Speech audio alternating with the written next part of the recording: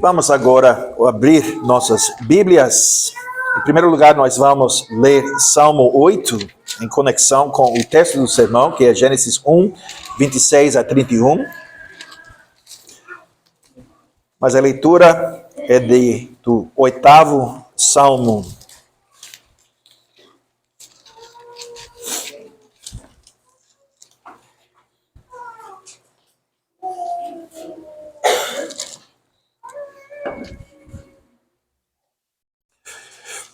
Salmo 8 é o salmo escrito ao mestre de canto, segundo a melodia Os Lagares, um salmo de Davi. E assim diz a palavra de Deus: Ó Senhor, Senhor nosso, quão magnífico em toda a terra é o teu nome.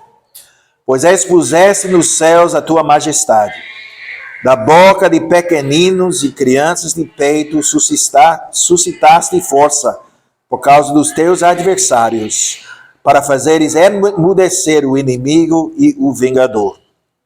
Quando contemplo os teus céus, obra dos teus dedos, e a lua e as estrelas que estabeleceste, que é o homem que dele te lembres, e o filho do homem que o visites.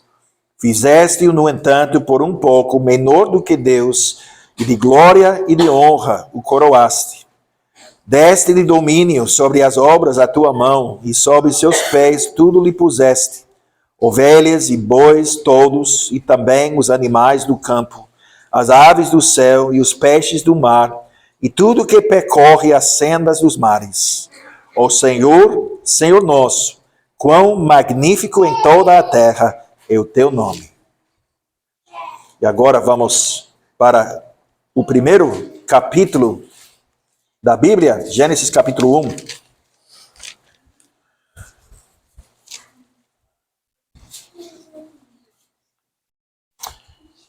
Começando a leitura em versículo 26 e lendo até versículo 31. Gênesis capítulo 1, 26 a 31, mais uma vez, essa é a palavra de Deus. Também disse Deus: façamos o homem à nossa imagem, conforme a nossa semelhança. Tenha ele domínio sobre os peixes do mar, sobre as aves do céu, sobre os animais domésticos, sobre toda a terra, e sobre todos os répteis que rastejam pela terra. Criou Deus, pois, o homem à sua imagem, a imagem de Deus o criou, homem e mulher os criou. E Deus os abençoou e lhes disse: sede fecundos, multiplicai-vos, enchei a terra e sujeitai-a. Dominai sobre os peixes do mar, sobre as aves dos céus e sobre todo o animal que rasteja pela terra. E disse Deus ainda: eis que vos tenho dado todas as ervas que dão semente e se acham na superfície de toda a terra, e todas as árvores em que há fruto que dê semente. Isso vos será para mantimento. E a todos os animais da terra, e a todas as aves dos céus, e a todos os répteis da terra, em que há fôlego de vida, toda a erva verde lhes será para mantimento. E assim se fez. Viu Deus tudo quanto fizera, e eis que era muito bom. Houve tarde e manhã, o sexto dia. Até aqui a leitura da palavra de Deus. Que Deus abençoe essa leitura e também a pregação da palavra que se baseia nessa passagem da Escritura.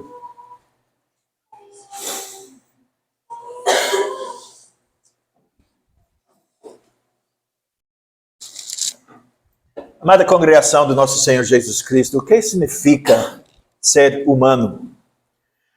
Como um ser humano, o que eu sou? O que é meu lugar no mundo?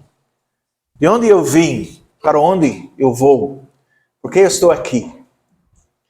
E essas questões são questões fundamentais, questões que cada um de nós tem que responder para dar sentido a essa vida. Você pode ter se perguntado essas mesmas perguntas. Ou perguntas assim. Muitas pessoas, infelizmente, não fazem isso. Muitas pessoas vivem vidas não examinadas. E, infelizmente, nunca pensam seriamente nessas questões, pelo menos conscientemente. Mas para continuar na vida, para que a vida humana tenha algum significado, essas perguntas devem ser feitas e devem ser respondidas. Nosso texto, Gênesis capítulo 1, nos dá as respostas a essas perguntas. A última obra da criação de Deus, no sexto dia da semana da criação, foi também o coroamento da sua obra criativa.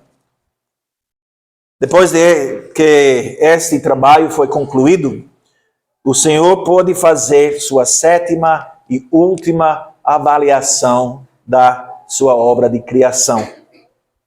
Nas 6 avaliações anteriores, Deus havia examinado os resultados do seu trabalho e ele declarou que tudo era bom. E agora, com essa peça final da obra criativa no seu lugar apropriado, o Criador poderia examinar o trabalho que ele havia feito e poderia fazer a declaração final. Isso é muito bom. Não somente bom, mas muito bom. Até agora, nos vários estágios do desenvolvimento, diferenciação, formação, separação, cada etapa do processo foi considerada boa. Mas não foi completo. Algo, ou melhor, alguém estava faltando. E esse alguém era o homem. Para que o trabalho da criação fosse muito bom, a criação da humanidade tinha que acontecer. Mas agora, com a criação do ser humano, abençoado e comissionado, a obra da criação foi completa. Então, pensando na pergunta, o que significa ser humano? Em primeiro lugar, significa que nós somos o trabalho da coroação da criação de Deus. Significa que não somos mais uma parte do ecossistema universal. Não somos apenas mais um nível de animal, um nível mais elevado, avançado, com certeza, mas só um animal no final. Então, nós somos únicos. Fomos colocados numa posição muito especial nessa criação. Nós somos apenas mais um elo na grande cadeia de seres vivos. Apenas mais uma parte da cadeia alimentar. Então, quando nós pensamos nos seres humanos, sobre o que nós somos, quando nos examinamos como criaturas de Deus, quando realmente pensamos sobre essas coisas, nós podemos ver, na verdade, nós podemos ver muitas coisas que são realmente incríveis sobre o ser humano. Coisas que nos diferenciam dos macacos, dos golfinhos, das pandas. Mas não é nossa capacidade de pensar, de planejar, de lembrar, que nos torna humanos. Porque se fosse, a pessoa idosa com doença de Alzheimer não seria realmente humana, seria. Não é também nossa capacidade de ver e interpretar o mundo ao nosso redor que nos torna humanos. Porque pessoas cegas são tão humanas quanto aquelas que podem não, ou que podem ver. Também não é nossa capacidade de fazer coisas com as mãos que nos tornam humanos e especiais. Porque as pessoas que nasceram sem esses membros são tão humanos quanto o resto de nós. Não é nossa capacidade de usar nossas línguas e laringe para formar palavras em frases coerentes que nos fazem humanos também, pelas mesmas razões. Irmãos, tudo isso é muito importante. Porque as pessoas que pensam em termos de categorias evolucionistas pensam dessa maneira. Nós somos membros altamente desenvolvidos do reino animal. Por isso os biólogos ficam tão emocionantes quando vem um chimpanzé fazendo um martelo para abrir algo e encontrar comida. Ou quando vem um elefante que pode respingar tinta para fazer algo que se aproxima de arte. Ou um esquilo usando uma rocha para abrir uma casca de noz. O que realmente nos torna especiais, o que realmente nos torna únicos é o fato de que nós somos criados à imagem de Deus. Do feto ao cientista mais inteligente, ao mãe, ao médico, ao homem de negócios, ao idoso que não entende mais nada, que não consegue se comunicar, que precisa ser alimentado, levantado da cama. Todos nós somos seres humanos criados à imagem de Deus. Nós somos diferentes, nós somos especiais. Em termos do pensamento popular, quase parece sacrilégio dizer isso. Porque o mundo quer que acreditemos que os golfinhos e as baleias estão no mesmo nível dos seres humanos. Simplesmente porque alguns golfinhos, devemos dizer isso, alguns golfinhos são mais inteligentes do que alguns humanos. Mas esta é uma verdade bíblica. A verdade da palavra de Deus. Nós somos especiais, somos únicos porque fomos criados à imagem de Deus. Então, quem sou eu? Essa pergunta da cosmovisão. Quem sou eu? Sou ser humano criado à imagem de Deus. Qual é meu lugar neste mundo? Ser criado à imagem de Deus nos diz qual é o nosso lugar nesse mundo. O que devemos fazer com essa vida? O que significa ser verdadeiramente humano no sentido mais pleno da palavra. Em Gênesis capítulo 1, versículo 26, nós lemos que Deus conferiu a si mesmo, dizendo, façamos o homem à nossa imagem conforme a nossa semelhança. E aqui nós temos, como nós confessamos, uma sugestão da natureza trinitária de Deus. Ele existiu desde a eternidade na perfeita comunhão entre Pai, Filho e Espírito Santo. E esta introdução única ao último ato criativo de Deus nos dá uma ideia sobre o que está por vir. Ser humano significa ser a imagem do Deus, especificamente o Deus triuno, um reflexo dele em sua criação. E então Deus diz, tenha ele domínio sobre os peixes do mar, sobre as aves dos céus, sobre os animais domésticos, sobre toda a terra e sobre todos os répteis que rastejam pela terra. Então nós fomos criados para sermos seres relacionais. Isso fica ainda mais claro no versículo 27, onde nós lemos uma bela declaração poética do que Deus fez depois de conferir com Ele mesmo. Criou Deus, pois, o homem à sua imagem. A imagem de Deus o criou, homem e mulher os criou. Então não foi apenas o homem que Deus criou à sua imagem. Não foi apenas a mulher que foi criada à imagem de Deus. Foi a humanidade como uma unidade. Masculino, feminina, como uma unidade. Criados para funcionar juntos como imagem de Deus.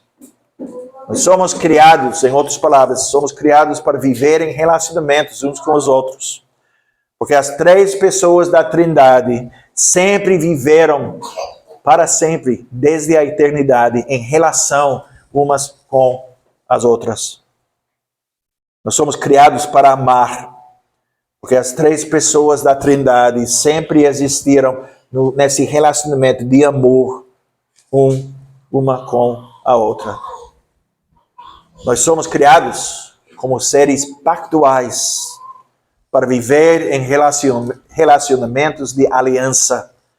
Porque as três pessoas sempre viveram num relacionamento pactual entre si. Então nós não somos unidades individuais. Não estamos destinados a ficar sozinhos. Não fomos criados para ser indivíduos isolados. Fomos criados para viver em comunidade, em comunhão uns com os outros e em comunhão com o nosso Criador. Então nós encontramos aqui mais uma distinção criada por Deus. E nós encontramos ao longo da semana da criação essas distinções, ou divisões, separações que ele faz. A distinção entre o homem e a mulher.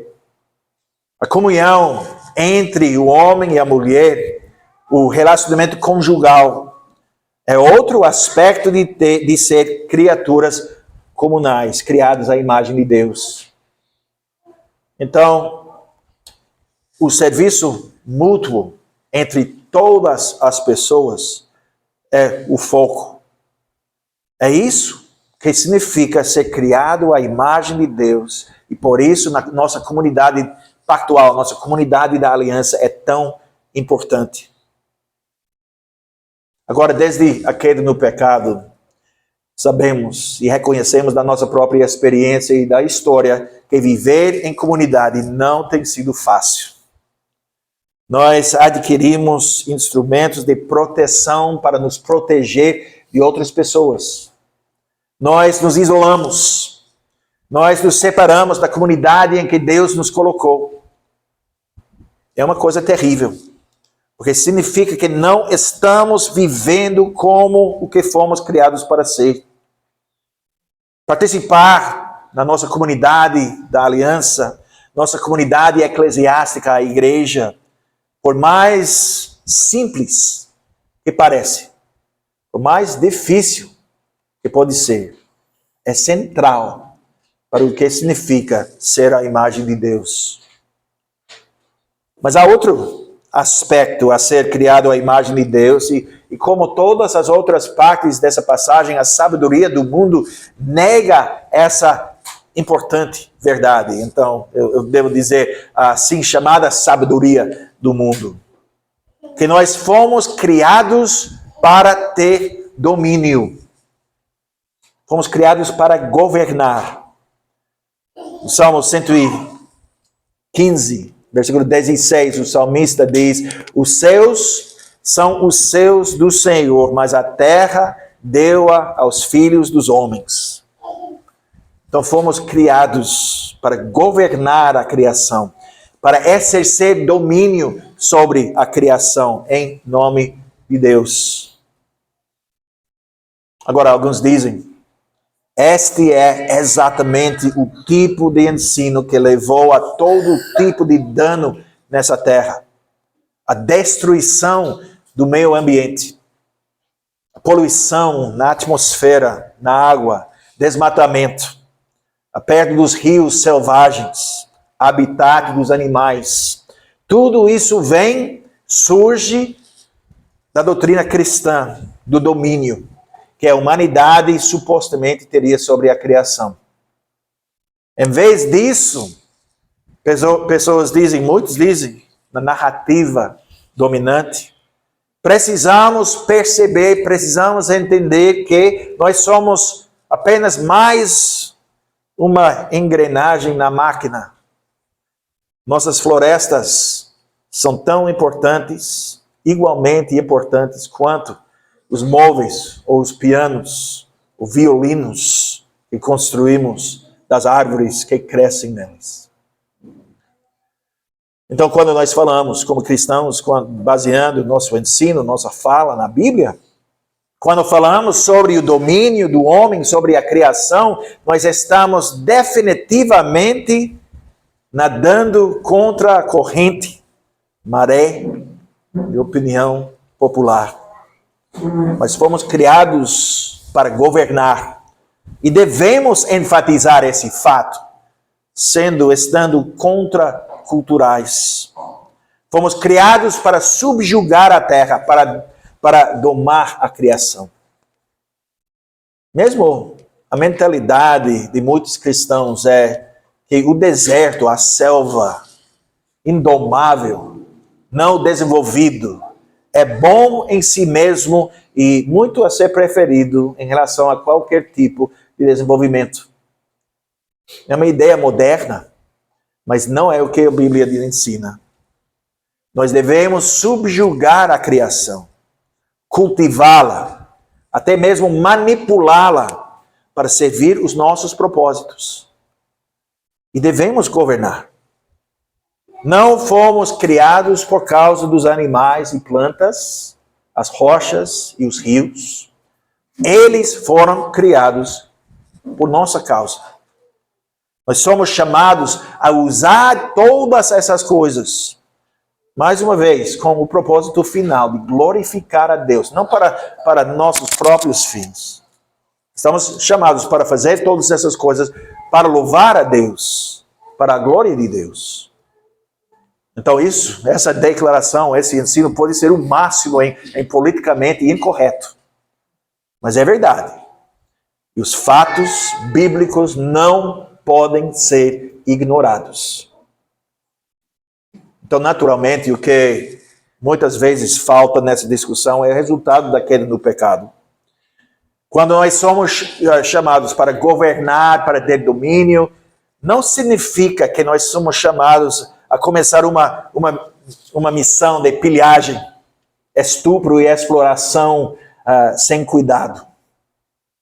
Não há noção de destruição ou devastação da criação nesse chamado de Deus, não. Deus nos chama para participar no processo de desenvolvimento ético conforme a sua palavra, para a sua glória. E esse chamado permanece tão real hoje quanto foi quando Deus deu o mandamento pela primeira vez. O desafio é reconhecer os resultados da pecaminosidade da humanidade e combater esses resultados no poder do Espírito Santo e procurar cumprir nossa vocação para subjugar e dominar a terra sem destruí-la.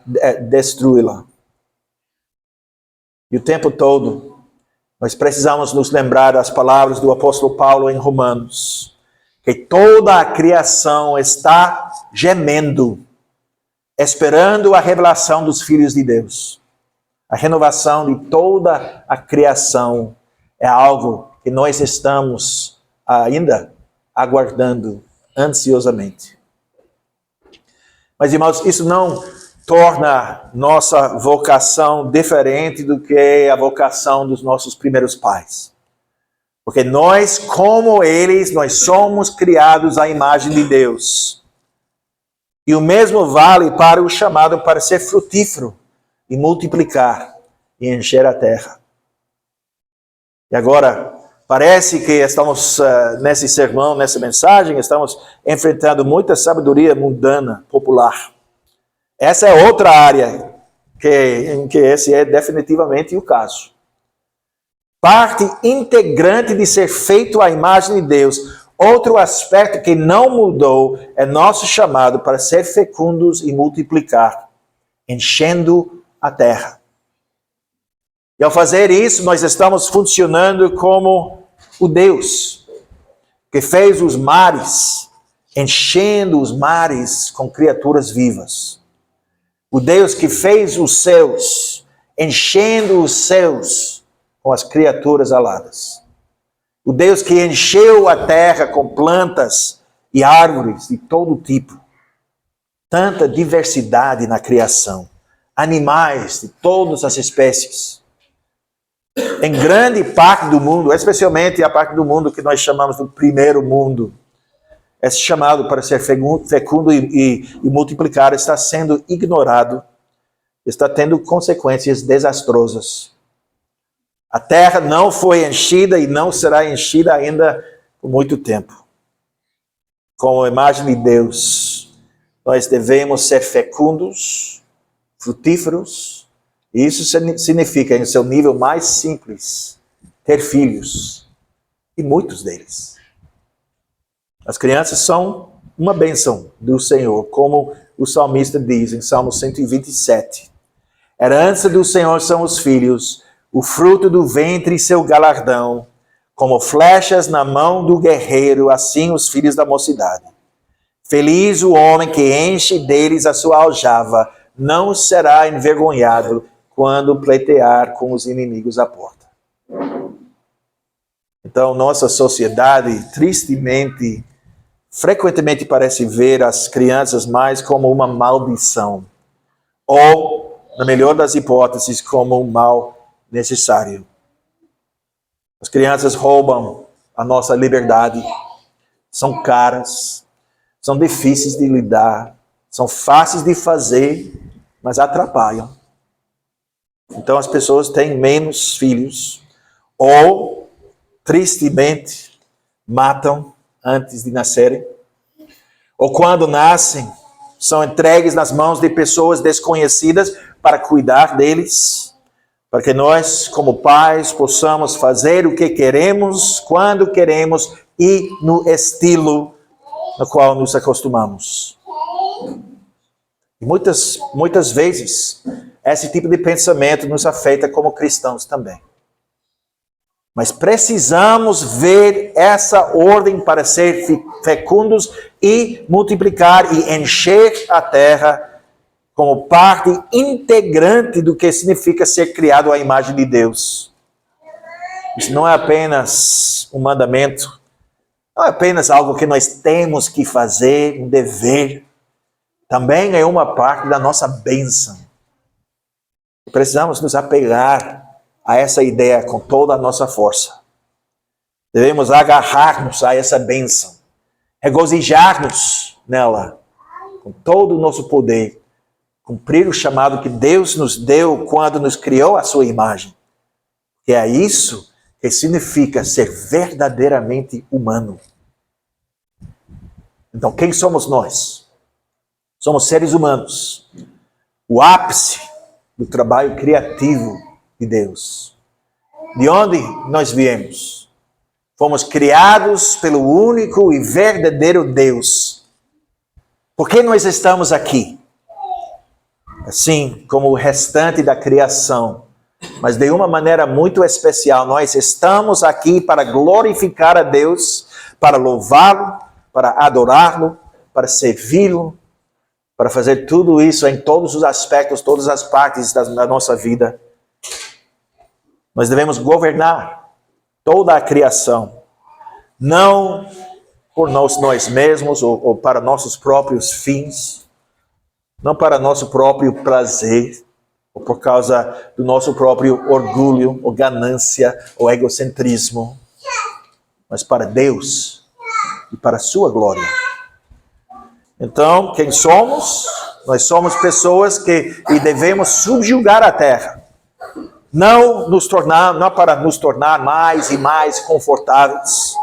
Não porque queremos tirar o máximo possível dessa vida para nós mesmos, mas por causa daquele que nos colocou nessa posição, para seu louvor, para sua honra. Nós devemos ser fecundos e multiplicar, não porque nossos filhos vão cuidar de nós quando ficamos velhos, ou porque queremos a segurança de ter uma próxima geração para pagar a previdência, ou porque queremos ter certeza que há uma geração de trabalhadores baratos disponíveis para fazer as coisas que não queremos fazer. Mas para a glória de Deus, trabalhando e vivendo como sua imagem. E devemos viver em comunidade, como homem e mulher, como a comunidade da aliança, o corpo de Cristo, não porque nos dê tanto prazer e realização pessoal, porque às vezes a vida na comunhão dos santos não é fácil, mas porque é isso que significa ser a imagem de Deus. Irmãos, como a Igreja de Cristo, esse chamado para reconhecer que somos a imagem de Deus, para viver desse entendimento é central para a nossa missão na terra. A queda no pecado significa que muitas pessoas se recusam a se submeter à ideia de que somos a imagem de Deus.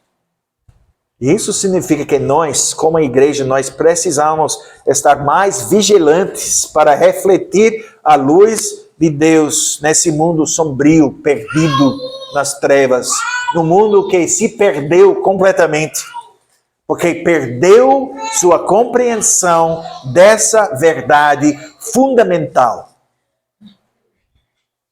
Deus se revelou e a sua imagem mais plenamente na pessoa de Jesus Cristo, o Filho, a segunda pessoa da Trindade. O que significa viver como a imagem de Deus que somos?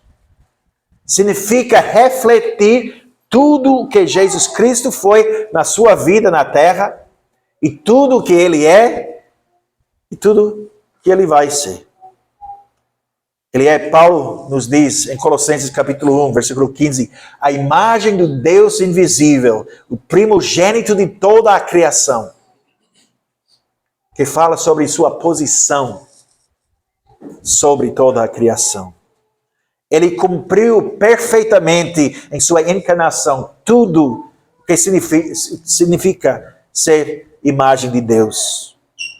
Ele exerceu o seu domínio perfeitamente para a glória do Pai. Ele governa perfeitamente em humilde submissão ao Pai, mostrando o que significa ser verdadeiro líder, o líder que serve. E agora, falando sobre o comando de ser frutífero, multiplicar. Ele nunca teve filhos físicos durante a encarnação. Ele nunca foi marido físico de uma noiva humana. Mas em Hebreus capítulo 2, nós lemos quão frutífero ele era. Porque convinha que ele, por cuja causa e por quem todas as coisas existem, conduzindo muitos filhos à glória, aperfeiçoasse por meio de sofrimentos o autor da salvação deles. Pois tanto o que santifica como os que são santificados, todos vêm de um só. Por isso é que ele não se envergonha de lhes chamar irmãos, dizendo: a meus irmãos declararei o teu nome, cantar-te-ei louvores no meio da congregação. E outra vez eu porei nele a minha confiança. E ainda, eis aqui estou eu e os filhos que Deus me deu. Hebreus capítulo 2, versículos 10 a 13. Então ele recebeu muitos filhos. E pela graça de Deus, irmãos, nós somos contados nesse número. Como comunidade da aliança, como nós somos a noiva de Cristo, e Ele é nosso marido. Então o mundo não é o que era antes daquele no pecado. Tudo foi danificado de alguma forma pelo pecado. E esse dano é evidente em nós, entre nós e ao nosso redor. Fomos criados à imagem de Deus, mas essa imagem foi distorcida. Não vemos todas as coisas em submissão à humanidade. Hebreus capítulo 2, versículo 9. Mas vemos, todavia, aquele que, por um pouco, tendo sido feito menor que os anjos, Jesus, por causa do sofrimento da morte, foi coroado de glória e de honra, para que, pela graça de Deus, provasse a morte por todo o homem. Nós olhamos para Ele. Ele nos restaura para a nossa posição apropriada. Sem Ele, não podemos cumprir nossa vocação para sermos, para funcionarmos como a imagem de Deus. Mas nele, nós podemos começar a cumprir essa vocação. Mesmo que ainda tenhamos que lutar contra essa velha natureza pecaminosa. Somente olhando para Ele, vendo-o como nosso grande exemplo, nós podemos ser verdadeiramente humanos. Mas Ele é muito mais do que um exemplo. Ele é muito mais do que um grande homem, um grande exemplo que nós devemos seguir. Porque somente em união com Ele, pela fé, a fé que nos une a Cristo, nós podemos ser o que Deus quer que sejamos. Somente confiando nele, servindo a ele, seguindo a ele, os resultados da maldição que caiu em toda a criação sobre nós na queda serão aniquilados. Somente nele, em união com ele, podemos fazer o que Deus nos criou para fazer. Mas o fato triste é o seguinte: muitas pessoas acreditam que somos, somente negando que somos a imagem de Deus, podemos tirar o máximo proveito dessa vida. E que elas não percebem que ao negar essa verdade central sobre o que significa ser humano, eles estão realmente se tornando algo menos que humano. Somente em Cristo nós podemos olhar para frente, para um futuro glorioso, grande. Quando nós, como a imagem de Deus, assumirmos aquela tarefa que Deus deu ao nosso primeiro pai e cumprir esse papel em perfeição, trabalhando, nos esforçando, construindo, criando por toda a eternidade, na criação renovada, para o louvor de Deus e para a glória de Deus. O apóstolo Paulo nos diz que temos que fazer para realmente viver como a imagem de Deus. Ele lembra o povo de Deus, que sempre precisamos lembrar isso. Ele disse: não mentais uns aos outros, uma vez que vos despistes do velho homem com os seus feitos e vos revestistes do novo homem, que se refaz para o pleno conhecimento, segundo a imagem daquele que o criou. Colossenses capítulo 3. Mas para nós, como o povo de Deus, a mensagem é essa. Lembre-se quem você é. Continue a lutar contra a velha natureza pecaminosa, com suas práticas pecaminosas. Deixe tudo isso para trás. Lembre-se quem você é. Lembre-se do que Deus fez de você. Lembre-se do que Deus está fazendo agora na sua vida. Vocês estão sendo renovados à imagem de Deus. Então, vivam assim. Esse é o chamado de Deus para nós hoje. O chamado de Deus para nós todos os dias da nossa vida em Cristo. Amém.